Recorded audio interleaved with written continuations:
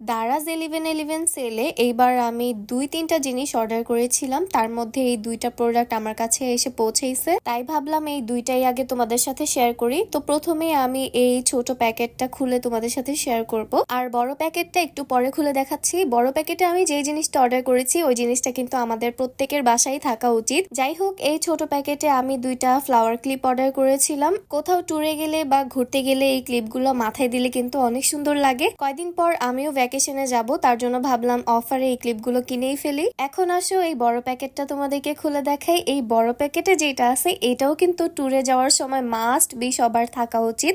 সেটা হচ্ছে power bank. এই পাওয়ার ব্যাংক আমার যে কি প্রয়োজন ছিল, যেহেতু এইবারও ভ্যাকেশনে যাব তার জন্য ভাবলাম এইবার আমি কেননা সেলে এই পাওয়ার ব্যাংকটা কিনে ফেলি। এই পাওয়ার ব্যাংকের প্রাইস ছিল 655 টাকা সেলে, আর এটার রেগুলার প্রাইস 1000+ ছিল। তাই ভাবলাম যেহেতু দারাজ 1111 সেল দিচ্ছে, এত কম প্রাইসে রিজনেবলে পেয়ে যাচ্ছি, তাহলে কেন কিনবো না।